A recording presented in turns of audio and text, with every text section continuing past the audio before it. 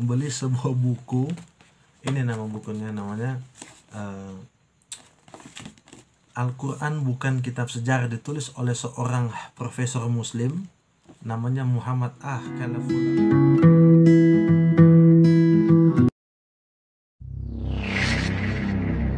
Shalom Elohim, bersama Masiah, damai sejahtera dalam nama Mesias, dalam nama Yesus Kristus. Bertemu lagi dengan saya Andre Lahama di channel saya. Kita akan belajar, menggali, dan berapologet bersama. Dalam kesempatan kali ini, dalam video kali ini, saya akan membahas tentang Yesus Kristus yang tercatat dalam Alkitab dan juga di dalam Al-Quran. Lebih spesifik, saya akan membahas tentang kisah kelahiran Yesus. Jadi kisah kelahiran Yesus yang ada di Alkitab dan juga yang ada di Al-Quran. Ini penting, kenapa? Karena di dalam dua kitab ini ada tokoh yang sama, Miriam dan juga Isa Al-Masih, Yesus dan juga Maria, tapi tempat, lokasi, dan kemudian beberapa alur ceritanya berbeda. Jadi ini penting untuk dibahas. Kita masuk ke cerita kelahiran Yesus. Di Alkitab dikatakan bahwa Yesus itu lahir di Bethlehem, di kota Daud. Ini disahkan dari kitab-kitab nubuatan. Contoh salah satu kitab nubuatan yang sering dibaca biasanya kalau di Natal, di Mikah, kitab Nabi Mikah pasal 4 ayat ke-8. Di situ, berbahagialah engkau wahai menara kawanan domba. Menara kawanan domba ini dalam bahasa Ibrani disebut dengan Migdal Eder. Ini gambarnya menara kawanan domba.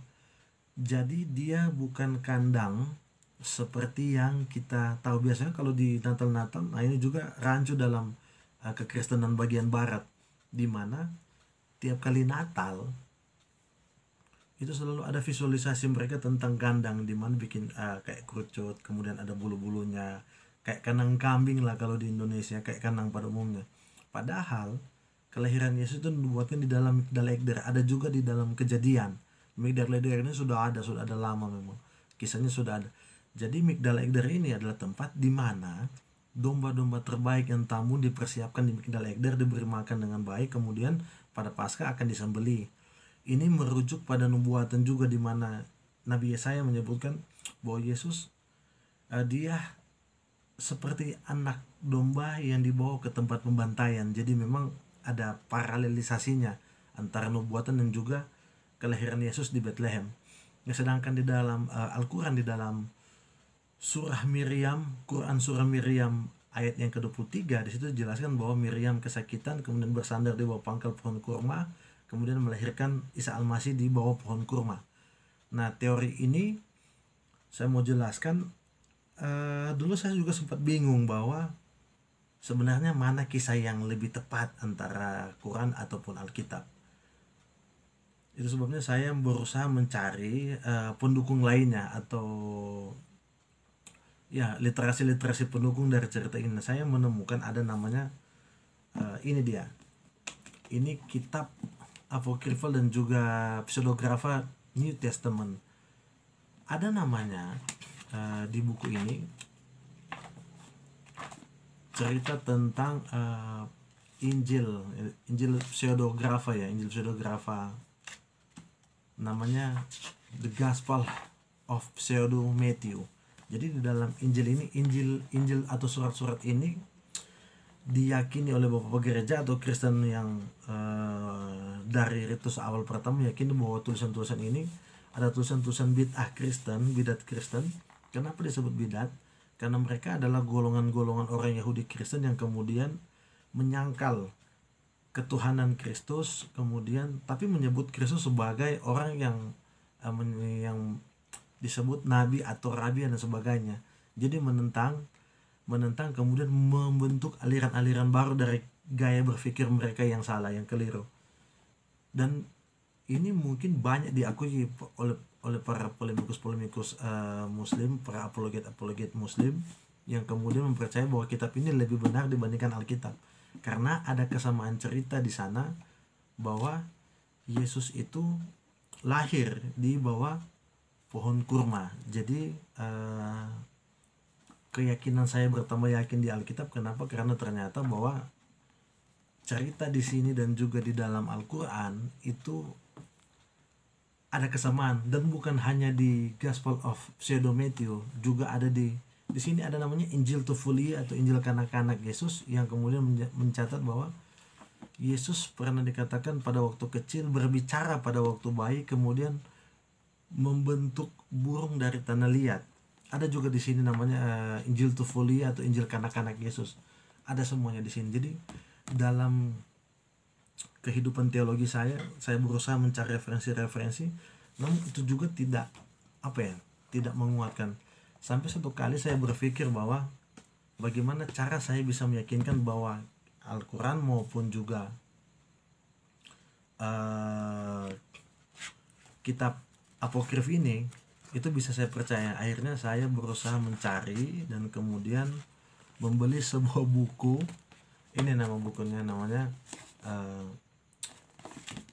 Al-Quran Bukan Kitab Sejarah, ditulis oleh seorang profesor muslim namanya Muhammad Khalafullah, yang kemudian menyebut bahwa seni, sastra, dan moralitas dalam kisah-kisah Al-Quran. Jadi beliau mencatat bahwa Al-Quran bukan kitab sejarah.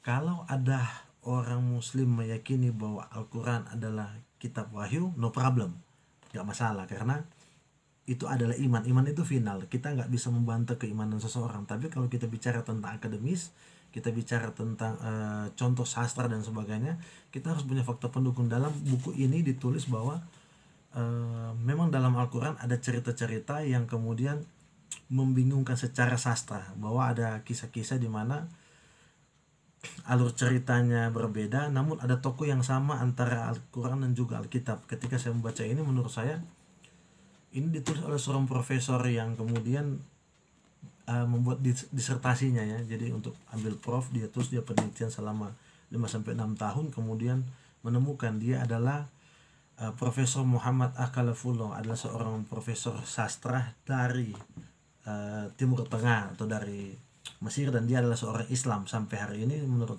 yang saya tahu beliau masih Islam. Jadi sekali lagi, literasi-literasi ini yang membuat saya meyakini bahwa cerita di Alkitab adalah cerita yang kemudian didukung oleh fakta-fakta lain.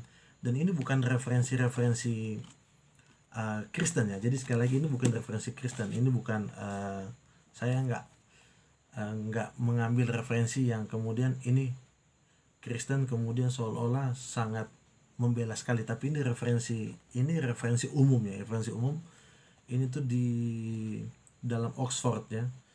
Jadi dipakai juga dalam ilmu sastra dan juga ilmu teks dalam ilmu perbandingan agama. Begitu juga dengan buku ini. Saya mencarinya mati-matian supaya bisa meyakinkan iman saya bahwa Yesus yang tercatat di dalam Alkitab, kisah kelahirannya itu adalah kisah yang benar-benar tepat. Jadi sekali lagi, saya percaya bahwa Yesus Kristus adalah Tuhan dan Juru Selamat yang lahir dalam nuzul menjadi manusia.